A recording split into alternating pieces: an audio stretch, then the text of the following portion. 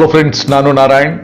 ಸ್ನೇಹಿತರೆ, ನಮ್ಮ ಬೆಂಗಳೂರು ನಗರದಲ್ಲಿ ನಮ್ಮ ದೇಶದ ನಗರ ವ್ಯಾಪ್ತಿಯಲ್ಲೇ ಇದುವರೆಗೂ ಎಂದೂ ಆಗದಂತ ಒಂದು ಬಹುದೊಡ್ಡ ಸರ್ಕಾರದಿಂದ ಭೂಮಿ ಸ್ವಾಧೀನಗೊಳಿಸಿಕೊಳ್ಳುವ ಪ್ರಕ್ರಿಯೆ ಪ್ರಾರಂಭವಾಗಿದೆ.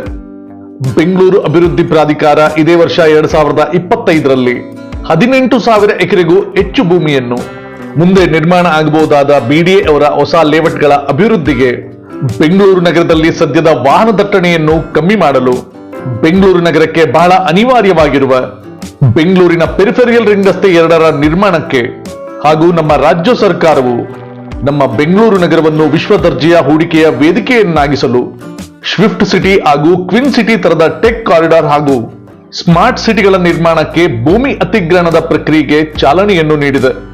ಇದೇ ವರ್ಷ 2025ರ ಆಗಸ್ಟ್ ತಿಂಗಳಿನಿಂದ ಬಿಡಿಎ ಅವರು ಮೇಲೇಳಿದ ಯೋಜನೆಗಳಿಗಾಗಿ ಗ್ರೌಂಡ್ ಸರ್ವೆಯನ್ನು ಮಾಡಿ ಈ ಕಾಮಗಾರಿಗಾಗಿ ಬೇಕಿರುವ ಭೂಮಿಯನ್ನು ಗುರುತಿಸಿ ಆ ಭೂಮಿಯ ಭೂಮಾಲೀಕರಿಗೆ ನೋಟಿಸ್ ಕೊಡುವ ಕೆಲಸವನ್ನು ಪ್ರಾರಂಭಿಸಿದೆ. ಬೆಂಗಳೂರು ಅಭಿವೃದ್ಧಿ ಪ್ರಾಧಿಕಾರ ಈ ಪ್ರಕ್ರಿಯೆಯನ್ನು ಪ್ರಾರಂಭಿಸುತ್ತಿದ್ದಂತೆ ಈ ಯೋಜನೆಗಳಿಂದ ಈ ಭಾಗದಲ್ಲಿ ಮುಂದೆ ಸೃಷ್ಟಿಯಾಗಬಹುದಾದ ಅವಕಾಶಗಳು, ಈ ಯೋಜನೆಗಳಿಂದ ಭೂಮಿ ಕಳೆದುಕೊಳ್ಳುತ್ತಿರುವ ಭೂಮಾಲೀಕರ ಪ್ರತಿಭಟನೆಗಳು, ಕೋಪಗೊಂಡಿರುವ ಭೂಮಾಲೀಕರನ್ನು ಸಮಾಧಾನಗೊಳಿಸುವ ಸರ್ಕಾರದ ಪ್ರಯತ್ನಗಳು, ಬೆಂಗಳೂರಿನಲ್ಲಿ ಈ ಯೋಜನೆಗಳು ನಿರ್ಮಾಣ ಆಗಬಹುದಾದ ಭಾಗಗಳಲ್ಲಿ ಒಂದು ರಿಯಲ್ ಎಸ್ಟೇಟ್ನ ಹೈ ಡ್ರಾಮಾವನ್ನೇ ಸೃಷ್ಟಿ ಮಾಡಿದೆ. ಇದೇ ವರ್ಷ 2025ರ ಜನವರಿ ತಿಂಗಳಲ್ಲಿ ಬೆಂಗಳೂರು ಅಭಿವೃದ್ಧಿ ಪ್ರಾಧಿಕಾರ ತಮ್ಮ ಯೋಜನೆಗಳಿಗಾಗಿ ಭೂಮಿ ಅಧಿಗ್ರಹಣದ ಬಗ್ಗೆ ಘೋಷಣೆಯನ್ನು ಮಾಡಿತು. ಪ್ರಸ್ತುತ ಬಿಡಿಎ ಅವರು ಘೋಷಣೆ ಮಾಡಿರುವ ಈ 18,000 ಎಕರೆ ಭೂಮಿ ಅಧಿಗ್ರಹಣದ ವಿವರಗಳನ್ನು ನೋಡುವುದಾದರೆ, ಸರ್ಜಾಪುರದ ಬಳಿ ಹೊಸ ಟೆಕ್ ಕಾರಿಡಾರ್ ಆದ ಸ್ವಿಫ್ಟ್ ಸಿಟಿಯನ್ನು ನಿರ್ಮಾಣ ಮಾಡುವುದಕ್ಕೆ 1,050 ಎಕರೆಯಷ್ಟು ಭೂಮಿಯನ್ನು ಸರ್ಜಾಪುರದ ಬಳಿ ಅಕ್ವೈರ್ ಮಾಡಿಕೊಳ್ಳಲಾಗುವುದು. ದೊಡ್ಡಬಳ್ಳಾಪುರ ಹಾಗೂ ದಾಬಸ್ಪೇಟೆಯ ನಡುವೆ ಕ್ವಿನ್ ಸಿಟಿಯ ನಿರ್ಮಾಣಕ್ಕೆ ಒಟ್ಟು 5,800 ಎಕರೆಯಷ್ಟು ಭೂಮಿ ಬೇಕಾಗಿದ್ದು, ಈ ಯೋಜನೆಗಾಗಿ ಪ್ರಥಮ ಹಂತದಲ್ಲಿ 1,500 ಎಕರೆಯಷ್ಟು ಭೂಮಿಯನ್ನು ದೊಡ್ಡಬಳ್ಳಾಪುರ ಹಾಗೂ ದಾಬಸ್ಪೇಟೆಯ ನಡುವೆ ಅಕ್ವೈರ್ ಮಾಡಿಕೊಳ್ಳಲಾಗುವುದು. ನಾಡಪ್ರಭು ಕೆಂಪೇಗೌಡ ಲೇಔಟ್ನ ಹೊಸ ವಿಸ್ತರಣೆಯ ಭಾಗವಾಗಿ ಈಗಿರುವ ಈ ಲೇಔಟ್ನ ಪಶ್ಚಿಮ ಭಾಗದಲ್ಲಿ 9,000 ಎಕರೆ ಭೂಮಿಯನ್ನು ಅಕ್ವೈರ್ ಮಾಡಿಕೊಳ್ಳಲಾಗುವುದು ಹಾಗೂ ಬೆಂಗಳೂರಿನ ಪೆರಿಫೆರಿಯಲ್ ರಿಂಗ್ ರಸ್ತೆ 2ರ ನಿರ್ಮಾಣಕ್ಕೆ ಹಾಗೂ ಈ ರಸ್ತೆಗೆ ಹೊಂದಿಕೊಂಡಂತೆ ಮುಂದೆ ಬಿಡಿಎ ಅವರು ನಿರ್ಮಾಣ ಮಾಡಲು ಘೋಷಣೆಯನ್ನು ಮಾಡಿರುವ 6 ಹೊಸ ಬಿಡಿಎ ಬಡಾವಣೆಗಳ ನಿರ್ಮಾಣಕ್ಕಾಗಿ 6,217 ಎಕರೆ ಭೂಮಿಯನ್ನು ಹೊಸೂರು ರಸ್ತೆ ಹಾಗೂ ಮೈಸೂರಿನ ರಸ್ತೆ ನಡುವೆ ಅಕ್ವೈರ್ ಮಾಡಿಕೊಳ್ಳಲಾಗುವುದು. ಬಿಡಿಎ ಅವರ ಈ ಎಲ್ಲಾ ಕಾಮಗಾರಿಗಳನ್ನು ಒಟ್ಟುಗೂಡಿಸಿದರೆ 18,000 ಎಕರೆಗೂ ಹೆಚ್ಚು ಭೂಮಿಯನ್ನು ಈಗ ಅಧಿಗ್ರಹಣಪಡಿಸಿಕೊಳ್ಳುವ ಘೋಷಣೆಯನ್ನು ಬಿಡಿಎ ಅವರು ಮಾಡಿದ್ದಾರೆ. ಇದೇ ವರ್ಷ 2025ರ ಫೆಬ್ರವರಿ ತಿಂಗಳಲ್ಲಿ ಬೆಂಗಳೂರಿನ ಪೆರಿಫೆರಿಯಲ್ ರಿಂಗ್ ರಸ್ತೆ 2 ಹಾಗೂ 6 ಹೊಸ ಬಿಡಿಎ ಲೇಔಟ್ನ ಬಗೆಗಿನ ಮಾಹಿತಿಗಳನ್ನು ಬೆಂಗಳೂರು ಅಭಿವೃದ್ಧಿ ಪ್ರಾಧಿಕಾರ ನಮ್ಮ ರಾಜ್ಯ ಸರ್ಕಾರಕ್ಕೆ ಸಲ್ಲಿಸಿದೆ. ನಂತರ ಇದೇ ವರ್ಷ 2025ರ ಆಗಸ್ಟ್ 5ರಂದು ನಮ್ಮ ರಾಜ್ಯ ಸರ್ಕಾರ ಬೆಂಗಳೂರಿನ ಪೆರಿಫೆರಿಯಲ್ ರಿಂಗ್ ರಸ್ತೆ 2 ಹಾಗೂ ಬಿಡಿಎ ಅವರ 6 ಹೊಸ ಲೇಔಟ್ಗಳ ನಿರ್ಮಾಣಕ್ಕೆ ಅನುಮತಿಯನ್ನು ನೀಡುತ್ತದೆ. ಬೆಂಗಳೂರು ನಗರದ ಸುತ್ತಲೂ 73.5 ಕಿಲೋಮೀಟರ್ ಉದ್ದಕ್ಕೆ ನಿರ್ಮಾಣ ಆಗಬೇಕಾಗಿರುವ ಈ ಬೆಂಗಳೂರಿನ ಪೆರಿಫೆರಿಯಲ್ ರಿಂಗ್ ರಸ್ತೆ, ತುಮಕೂರು ರಸ್ತೆ, ಬಳ್ಳಾರಿ ರಸ್ತೆ, ಓಲ್ಡ್ ಮೆಡ್ರಾಸ್ ರಸ್ತೆ, ಹೊಸೂರು ರಸ್ತೆ ಹಾಗೂ ಮೈಸೂರಿನ ರಸ್ತೆಗೆ ಸಂಪರ್ಕವನ್ನು ಒದಗಿಸುವ ಮೂಲಕ ಬೆಂಗಳೂರು ನಗರದ ಸುತ್ತಲೂ ಒಂದು ಉಂಗುರದ ಆಕಾರವಾಗಿ ದಶಪಥ ರಸ್ತೆಯಾಗಿ ನಿರ್ಮಾಣ ಆಗಲಿದೆ. 22 ಗ್ರಾಮಗಳ ಮೇಲೆ ಸಾಗುವ ಈ ಹೊಸ ಗ್ರೀನ್ ಫೀಲ್ಡ್ ರಸ್ತೆಯ ನಿರ್ಮಾಣಕ್ಕೆ ನಮ್ಮ ರಾಜ್ಯ ಸರ್ಕಾರ 27,000 ಕೋಟಿ ಹಣ ವೆಚ್ಚ ಆಗಬಹುದು ಎಂದು ಅಂದಾಜಿಸಿದೆ. ಇದರ ಮುಂದುವರಿದ ಭಾಗವಾಗಿ ಬೆಂಗಳೂರು ಅಭಿವೃದ್ಧಿ ಪ್ರಾಧಿಕಾರ ಇದೇ ವರ್ಷ 2025ರ ಆಗಸ್ಟ್ ತಿಂಗಳಿನಿಂದ ಈ ಕಾಮಗಾರಿಗೆ ಬೇಕಿರುವ ಭೂಮಿಯ ಗಡಿಯನ್ನು ಗುರುತು ಮಾಡುವುದಕ್ಕಾಗಿ ಈ ಭಾಗದಲ್ಲಿ ಭೂಮಿಯನ್ನು ಸರ್ವೆ ಮಾಡುವ ಕೆಲಸಕ್ಕೆ ಹಾಗೂ ಗುರುತಿಸಿದ ನಂತರ ಆ ಭೂಮಿಯ ಭೂಮಾಲೀಕರಿಗೆ ಭೂಮಿಯ ಅಧಿಗ್ರಹಣದ ನೋಟಿಸ್ ನೀಡುವ ಕೆಲಸವನ್ನು ಪ್ರಾರಂಭಿಸಿದೆ.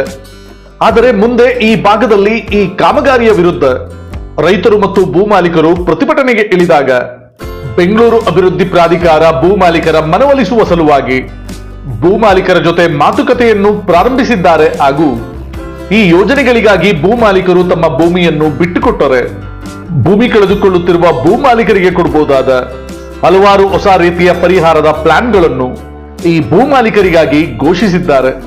ಮೊದಲನೆಯದು ನಗದು ಪರಿಹಾರ.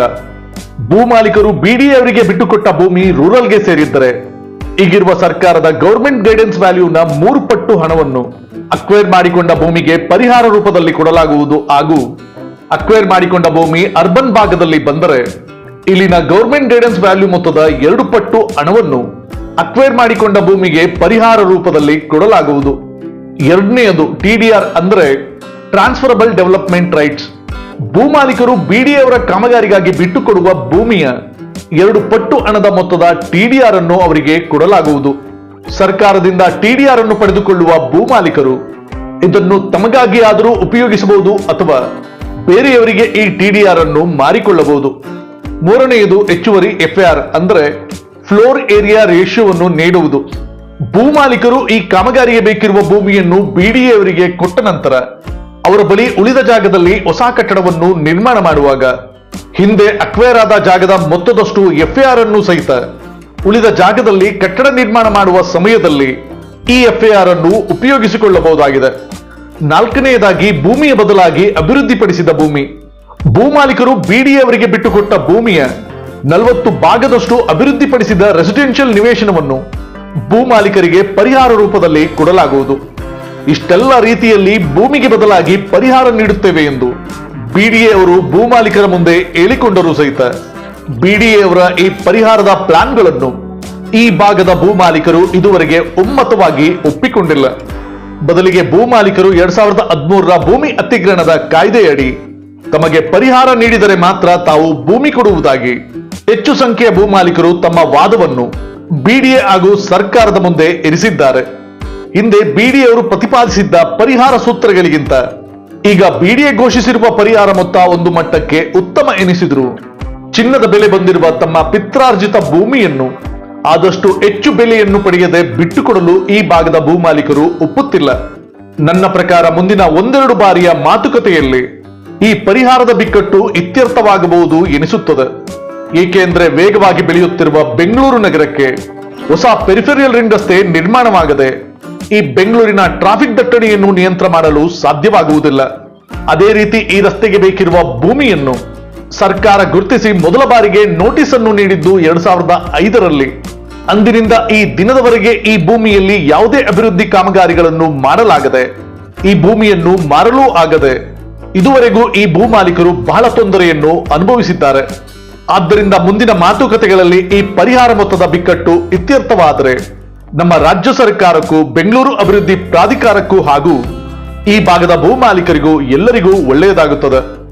ಪ್ರಪಂಚದ ಒಂದು ಉತ್ತಮ ಹೂಡಿಕೆಯ ತಾಣವಾಗಿ ಗುರುತಿಸಿಕೊಂಡಿರುವ ನಮ್ಮ ಬೆಂಗಳೂರು ನಗರ ಬಹಳ ವೇಗವಾಗಿ ಅಭಿವೃದ್ಧಿಯಾಗುತ್ತಿದೆ. ಬೆಂಗಳೂರು ನಗರಕ್ಕೆ ಉದ್ಯೋಗ ಮತ್ತು ಹೂಡಿಕೆಯನ್ನು ಅರಸಿ ದೇಶ ವಿದೇಶಗಳಿಂದ ಲಕ್ಷಾಂತರ ಜನ ಬೆಂಗಳೂರು ನಗರಕ್ಕೆ ಬರುತ್ತಾರೆ. ಅದೇ ವೇಗದಲ್ಲಿ ಬಿಡಿಎ ಅವರು ನಮ್ಮ ಬೆಂಗಳೂರು ನಗರವನ್ನು ಅಭಿವೃದ್ಧಿಪಡಿಸಿ ಹೊಸ ಬಡಾವಣೆಗಳನ್ನು ಹೊಸ ರಸ್ತೆಗಳನ್ನು ನಮ್ಮ ಬೆಂಗಳೂರಿನಲ್ಲಿ ನಿರ್ಮಿಸಿದರೆ ಮಾತ್ರ ನಮ್ಮ ಬೆಂಗಳೂರು ನಗರ ಜಾಗತಿಕ ಮಟ್ಟದಲ್ಲಿ ಒಂದು ಉತ್ತಮ ನಗರವಾಗಿ ಗುರುತಿಸಿಕೊಳ್ಳುತ್ತದೆ. ಇಲ್ಲವಾದರೆ ಮುಂದೆ ನಮ್ಮ ಬೆಂಗಳೂರು ನಗರ ಒಂದು ಅರ್ಬನ್ ಸ್ಲಂನಂತೆ ನಿರ್ಮಾಣವಾಗುತ್ತದೆ. ಈಗ ನಮ್ಮ ರಾಜ್ಯ ಸರ್ಕಾರ ಉದ್ಭವವಾಗಿರುವ ಬಿಡಿಎ ಹಾಗೂ ಭೂಮಾಲೀಕರ ಮಧ್ಯದ ಬಿಕ್ಕಟ್ಟನ್ನು ಶಮನಗೊಳಿಸುವ ಸಲುವಾಗಿ ಮಧ್ಯಸ್ಥಿಕೆಯನ್ನು ವಹಿಸಬೇಕು. ಈಗ ಈ ಭೂಮಾಲೀಕರು ಕಳೆದುಕೊಳ್ಳುತ್ತಿರುವ ಭೂಮಿಗೆ ಸ್ವಲ್ಪ ಹೆಚ್ಚು ಪರಿಹಾರವನ್ನು ಕೊಟ್ಟು ಅವರಿಂದ ಭೂಮಿಯನ್ನು ಪಡೆದು ಹೊಸ ಕಾಮಗಾರಿಗಳನ್ನು ಆದಷ್ಟು ಬೇಗ ಪ್ರಾರಂಭಿಸಬೇಕು. ಈ ಬಿಕ್ಕಟ್ಟು ಶಮನವಾದರೆ ಮಾತ್ರ ನಮ್ಮ ಬೆಂಗಳೂರು ನಗರ ಒಂದು ಸುಂದರವಾದ ನಗರವಾಗಿ ಅಭಿವೃದ್ಧಿಯಾಗುತ್ತದೆ ಹಾಗೂ ಈಗಿರುವ ಬೆಂಗಳೂರು ನಗರ ಇನ್ನೂ ದುಪ್ಪಟ್ಟಾಗಿ ಅಭಿವೃದ್ಧಿ ಆಗಬಹುದಾದ್ದರಿಂದ ಇನ್ನೂ ಹೆಚ್ಚು ಹೂಡಿಕೆ ನಮ್ಮ ಬೆಂಗಳೂರು ನಗರಕ್ಕೆ ಹರಿದು ಬರುತ್ತದೆ. ನಮ್ಮ ಬೆಂಗಳೂರು ನಗರ ಅಭಿವೃದ್ಧಿಯಾದರೆ ನಮ್ಮ ಕರ್ನಾಟಕ ರಾಜ್ಯ ಅಭಿವೃದ್ಧಿಯಾದಂತೆ ಹಾಗೂ ಮುಂದೆ ನಮ್ಮ ದೇಶವೂ ಅಭಿವೃದ್ಧಿಯಾದಂತೆ ಎಂದು ತಿಳಿಸುತ್ತಾ ನಾನು ನಾರಾಯಣ್. ಸ್ನೇಹಿತರೆ, ನಿಮಗೆ ಈ ವಿಡಿಯೋ ಇಷ್ಟ ಆಗಿದ್ದಲ್ಲಿ ಲೈಕ್ ಮಾಡಿ, ಶೇರ್ ಮಾಡಿ, ಸಬ್ಸ್ಕ್ರೈಬ್ ಮಾಡ್ಕೊಳ್ಳಿ. ಮತ್ತೆ ನಿಮ್ಮ ಅನಿಸಿಕೆ ಅಭಿಪ್ರಾಯನ ಖಂಡಿತ ಕಮೆಂಟ್ ಬಾಕ್ಸ್ ಅಲ್ಲಿ ತಿಳಿಸಿ. ನಮ್ಮ ಈ ವಿಡಿಯೋನ ಇಲ್ಲಿವರೆಗೂ ನೋಡಿದ್ದಕ್ಕೆ ಥ್ಯಾಂಕ್ ಯು, ಧನ್ಯವಾದ, ನಮಸ್ಕಾರ.